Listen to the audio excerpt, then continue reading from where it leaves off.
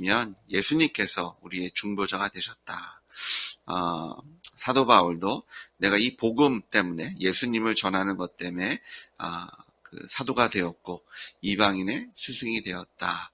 예수님께서 우리의 중재자십니다. 우리가 예수님으로 말미암아 하나님의 거룩한 자녀와 백성이 된 줄 믿습니다.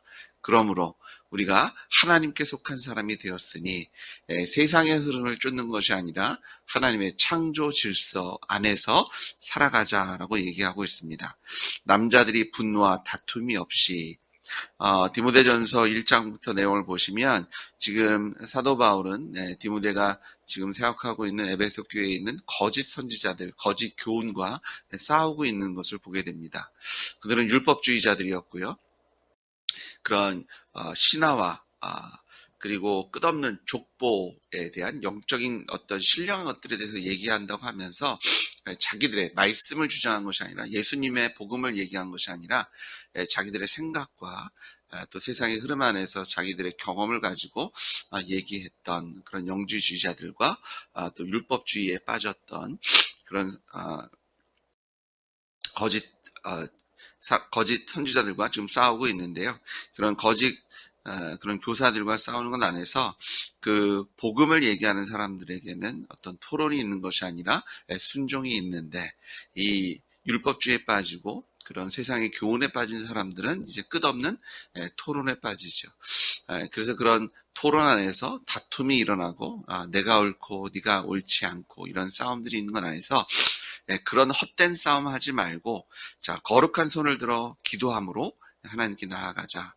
여기서 원한다라고 한국말은 좀 그냥 그렇게 했으면 좋겠습니다 라고 그런 간단하게 얘기한 것 같지만 헬라 원어가 블로마인데요. 이것은 바울의 강한 소원이고 또한 명령을 얘기합니다. 내가 정말 당신들이 그렇게 하기를 강력하게 원하고 있고 이것을 단지 권고하는 것이 아니라 사도 바울이 그 디모데를 통해서 에베소 교회에게 명령하고 있는 거죠.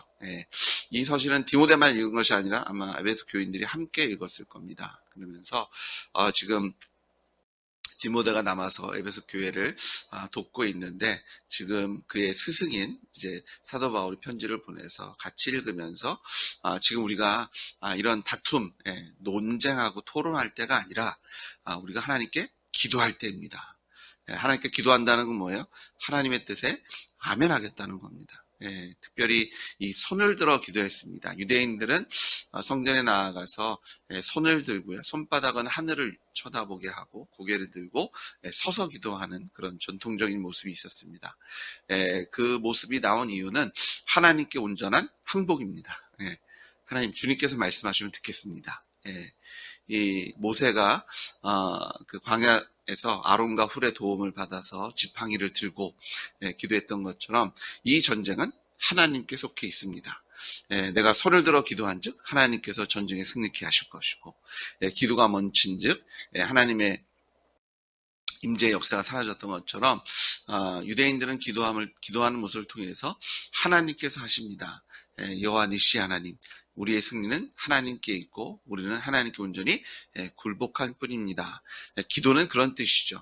기도는 배째 내가 이 나무뿌리 뽑을 겁니다. 내가 금식해서 나 굶어 죽을지도 몰라요. 사실 금식은 그런 의미가 아닙니다. 우리의 간절함에 대한 또 하나님께 대해서 하나님 내가 이렇게 배가 고프면 힘이 없잖아요. 이게 내 힘이 아니라 내가 주님께 온전히 맡깁니다. 이런 뜻인데 저희가 이제 그걸 잘못 생각하면 나 굶어 죽을지도 모르니까 하나님 나 사랑하시잖아요.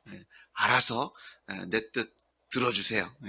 이렇게 위협하고 배절한 식으로 기도하는 것이 아니라 하나님께 온전히 굴복해서 하나님 저는 힘도 없고 미약한 아무것도 아닌 존재고 오직 하나님께서 나를 살리실 수 있고 하나님께서 나를 구원하실 수 있습니다. 나는 주님께 순종할 뿐입니다. 내가 주님께 온전히 굴복하는 것이 기도임을 깨달으셔서 오늘 기도하실 때 하나님께 온전히 굴복해서 하나님의 뜻이 우리 안에 이루어지게 하시는 하나님의 그 역사가 우리 안에 가득 채워질 줄 믿습니다. 이와 같이 남자들에게만 말씀하신 것이 아니라 그 여인들에게도 이제 사도 바울이 하나님의 사도 바울을 통해서 하나님께서 교회 안에서 여자들은 어떤 모습으로 있어야 될지를 말씀하고 계시는데요. 단정하게 옷을 입으며 소박함과 정절로서 단정하다. 그 말 그대로 이렇게 행동이 아주 단정하고요. 질서가 잡힌 그런 얘기들을 얘기하고 복장이나 태도에 단정함이 있고 이 소박함이란 단어는 아이두스인데요. 이것은 예절, 고상함을 얘기합니다. 경박한 것이 아니라 아주 예의를 잘 지키면서 하나님 앞에 그런 고상하게 하나님께 나아가는 정절에 해당하는 단어는 소프로시네스인데요. 이것은 마음의 확고함입니다. 그러니까 하나님 앞에서 흔들림이 있는 것이 아니라 이 복음 앞에 마음의 확정함, 흔들림 없는 지금 거짓 교사들이 수근수근 속닥속닥 사람들에게 마귀는 사람들에게 뭘 줘요? 생각을 줍니다. 근데 하나님께서는 말씀을 주시죠. 그러니까 생각이 오면 걱정과 근심과 여러 가지 계산이 오게 되는데 말씀이 선포되어지면 우리는 뭐로 응답할 수밖에 없어요? 하나님의 모든 말씀에 아멘하는 것으로 나아갈 수밖에 없습니다.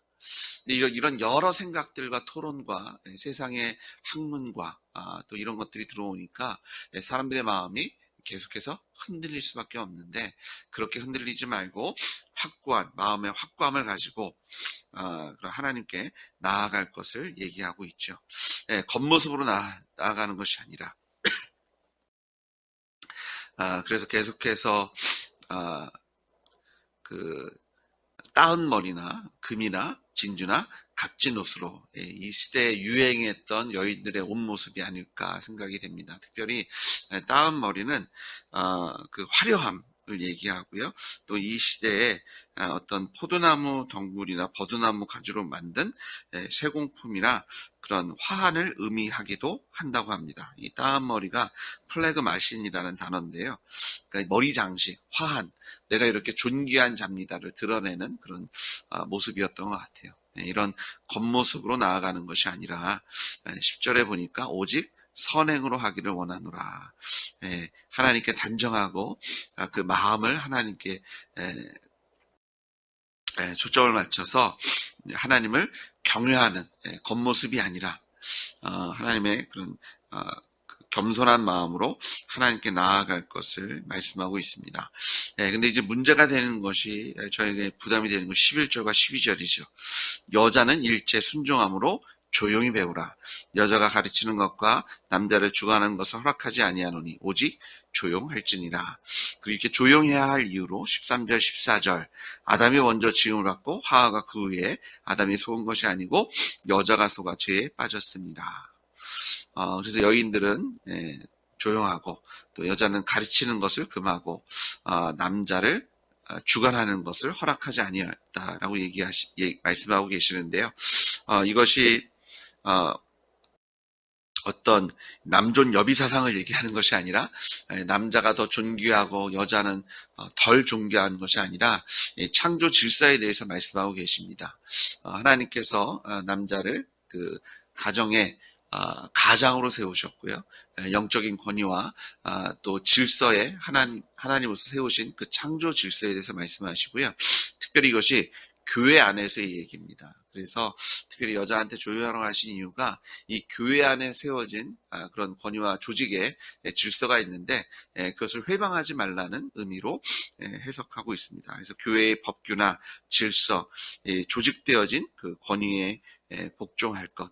특별히 지금 거짓 교사들이 들어와서 교회의 영적인 권위를 갖고 있고 특별히 디모데가 하나님 말씀 안에서 가르치고 있는데 이것에 대한 거짓 교사들이 일어나서 다툼이 일어나고 토론이 일어나고 있는 상황 속에서 여인들이 또 소리를 높이고 그거 옳지 않습니다.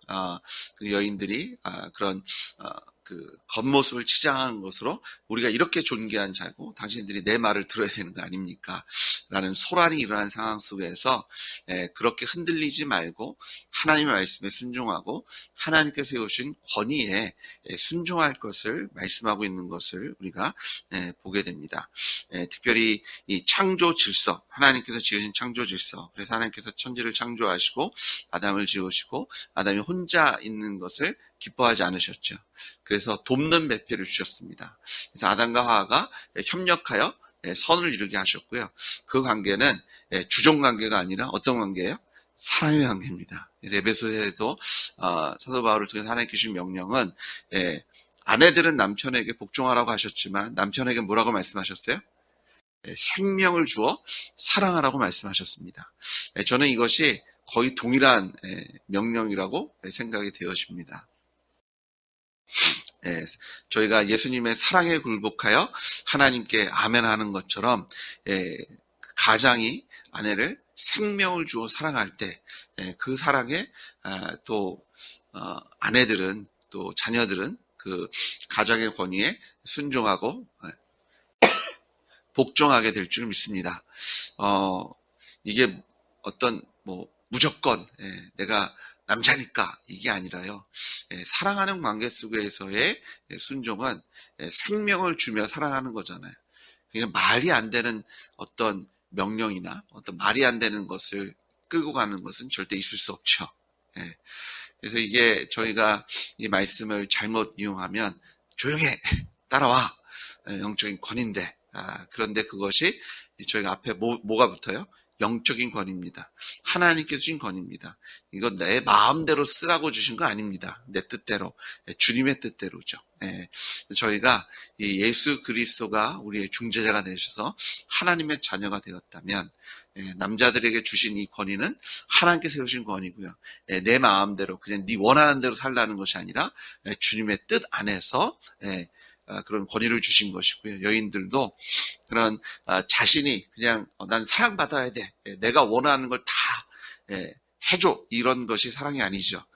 주님의 말씀 안에서 또 하나님 안에서 함께 예수 그리스도가 그 가정의 주인 된 것 안에서 또 교회의 주인 된 것 안에서 그 예수님의 권위에 아멘하고 또 서로 사랑하는 관계를 말씀하고 있는 것을 우리가 찾아보게 됩니다. 창조 질서 안에서 또 하나님께서 세우신 그 권위 속에서 아멘으로 순종하시고 하나님께 우리의 중재 되시는 예수님의 기쁨이 되시는 여러분 되시기를 주의 이름으로 축복합니다. 그래서 남자와 여자가 하나님께서 지으신 창조 질서 안에서 하나님께 주신 그 직분이 있더라고요. 그리고 무엇보다도 이 두 번째는 이제 여자가 먼저 속았다. 그 죄가 죄가 먼저 빠진 것 아니냐라고 얘기하셨을 때 죄의 결과로 하나님께서 그 남자와 여자를 저주하시죠. 창세기 3장에 보시면 그런 하나님께서 이제 저주하시는 죄로 인해서 아담과 하와를 저주하시는데요. 16절을 보니까 또 여자에게 이르시되 내가 내게 임신하는 고통을 크게 더하리니 내가 수고하고 자식을 낳을 것이며 너는 남편을 원하고 남편은 너를 다스릴 것이니라. 죄가 이 땅에 들어오므로 하나님께서 주신 그 죄의 결과로 너는 남편을 원하고 여인은 남편을 원하고 남편을 사모하게 하고 남편은 너를 다스릴 것이다 라고 말씀하십니다. 그런데 참 하나님의 은혜와 사랑이 있는 것이 하나님께서 심판으로 저주하셨고 이것이 죄의 결과이지만 하나님은 이 안에 또한 하나님의 구원과 또 하나님의 창조 질서 안에서 주시는 또 하나님의 은혜가 함께 섞여 있음을 우리가 찾아보게 됩니다. 자, 아담에게는요, 창세기 3장 17절에 보니까 너는 내 아내의 말을 듣고 내가 내게 먹지 말라 한 나무의 열매를 먹었은즉 땅은 너로 말미암아 저주를 받고 너는 내 평생에 수고하여야 그 소산을 먹으리라. 땅이 내게 가시더물과 엉겅퀴를 낼 것이라. 내가 먹을 것은 밭의 채소인즉 내가 흙으로 돌아갈 때까지 얼굴에 땀을 흘려야 먹을 것을 먹으리니. 남자에게 주신 저주는 평생 일해야 되고 그리고 수고해야 그리고 아무리 수고해도 땅은 몰래요 가시덤물과 엉겅퀴를 낼 것이다. 콩 심은 데 콩 나고 팥 심은 데 팥이 나는 것이 하나님의 축복입니다. 콩 심었는데 콩만 나는 게 아니라 가시덤물과 엉겅퀴가 나는 것이 또 평생 땀을 흘리며 수고해야 하는 것이 하나님께서 죄의 결과로 아담에게 주신 형벌이었는데요. 그런데 또한 이 땀을 흘리는 것을 통해서 하나님께서 성취감을 누리게 하시고 또 하나님을 찾고 바라고 소망하게 하신 또 이것에 숨겨진 은혜가 있는 것을 보게 되고요. 특별히 여인들에게도 남편을 원하고 또 남편의 다스림을 통해서 하나님께서 에베소서에서 사도 바울을 통해서 말씀하신 남편과 아내의 관계를 통해서 그 후반에 보시면 이렇게 얘기합니다. 내가 교회의 비밀을 얘기하고 있다.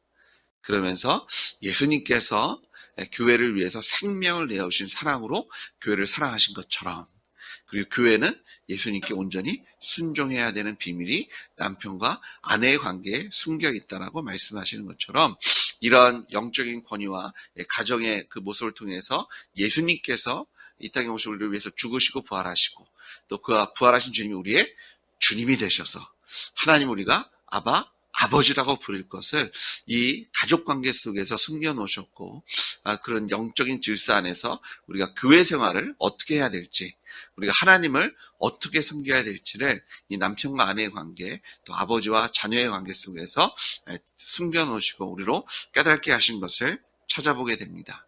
그래서 우리 아내가 남편을 원하고 남편이 다스리는 것 이것이 단지 부부관계 속에서의 모습이 아니라 교회가 하나님을 사모하고 원하고 또 하나님의 주권에 아멘해야 되는 것을 숨겨놓으신 줄 믿습니다. 또 십자가 부활로 이것을 깨달으신 여러분에게 창조의 질서 안에서 또 하나님께서 주신 형벌처럼 보이지만 이곳에 숨겨져 있는 은혜를 온전히 누리시는 여러분 되시길 주님으로 축복합니다.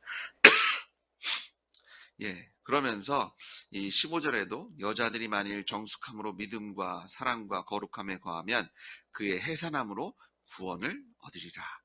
남자들이 일하는 것을 통해서 또 하나님께 주시는 기쁨을 누리게 하셨던 것처럼 해산도 고통으로 주신 것처럼 보이지만 형벌로 주신 것 같지만 이것을 통해서 또한 하나님의 구원, 여자의 후손으로 오시는 예수님을 통해서 하나님 우리를 구원하셨고 하나님의 주권을 온전히 세워주신 줄 믿습니다. 이 해산의 교통 죄의 결과를 형벌을 받은 것 같지만 또 그것을 감당하게 하셨을 때 또한 하나님의 은혜도 함께 누리게 하신 줄 믿습니다. 하나님께서 우리를 참으로 사랑하시더라고요. 우리가 죄에 빠져서 일하지 않으면 먹을 수 없고 또 여인들에게 이 해산이 참 큰 기쁨인데 이것을 두려워할 만한 고통을 동반하게 하셨던 그래서 형벌처럼 보이지만 또 그 해산의 고통을 통해서 예수님께서 이 땅에 오셨고 또 자녀들을 통해서 화살에 가득한 그런 전통에 가득한 화살처럼 우리의 힘이 되고 능이 되게 하는 그런 자녀의 복을 누리게 하셨던 것처럼 우리가 예수님 안에서 이 형벌이 복이 되고 예수님 안에서 세우신 그런 하나님의 창조 질서가 내가 여기에 구속되어 있는 거야 이것이 아니라 예수님 안에서의 참된 복을 누리고 자유를 누리게 하시는 그런 하나님의 창조 질서를 누리시는 여러분 되시길 주의 이름으로 축복합니다. 세상의 흐름 속에서 토론하고 이야기하는 것이 아니라 하나님의 말씀에 아멘하는 것으로 오늘 특별히 기도하실 때 하나님께 여러분의 손을 드십시오. 하나님께 굴복하십시오. 하나님께 겸손하게 하나님 주님께서 온전히 통치하고 다스리십시오. 하나님의 뜻이 우리의 삶 속에서 이루어지기를 소망합니다. 하나님께 나아가실 때 하나님의 뜻이 단순히 형벌처럼 보이고 고통처럼 보이고 십자가처럼 보였던 것이 이제는 부활의 영광으로 하나님의 승리로 여호와 니시 하나님께서 우리의 입술을 통해서 영광 받아 주실 줄 믿습니다. 기도하시겠습니다. 주님 아버지 감사합니다. 마냥 형벌처럼 보이고 마냥 힘들어 보이고 고통스러워 보였던 아버지 평생 수고해야 먹고 사는 것 또 남편을 사모하게 하시고 또 창조 질서 안에서 사랑과 또 순종의 관계를 세워주신 그런 가족의 모습이 또 교회의 그런 질서 있는 모습이 하나님 답답한 모습이 아니라 하나님의 창조 질서 안에서 우리가 참된 복을 누리며 아버지 하나님 형벌 속에도 숨겨놓으신 그 하나님의 은혜를 누리게 하신 줄 믿습니다. 주님, 우리가 하나님의 말씀에 온전히 굴복하여 아멘할 때, 아버지 하나님, 주님께서 우리에게 허락하시는 참된 통치와 다스림과 또 하나님의 임재의 섭리, 아버지 하나님, 시편 기자가 찬양했던 것처럼 여호와의 인자하심과 인생에 행하신 기적으로 말미암아 하나님을 찬양하겠다라는 또 고백으로 오늘도 주님을 찬양케 하실 줄 믿습니다. 하나님, 주님께 우리를 온전히 통치하시고 다스리시고 하나님 사랑으로 우리를 간섭하실 때 우리가 주님께 온전히 아멘 순종하며 나아가겠사오니 하나님을 온전히 누리는 복을 누리게 하시고 하나님께 드리는 찬양이 끊이지 않게 하여 주십시오. 오늘도 하나님께 드릴 감사와 간증으로 채워주실 것 여호와 니시의 하나님을 기대하며 찬양합니다. 예수님의 이름으로 기도드렸습니다. 아멘.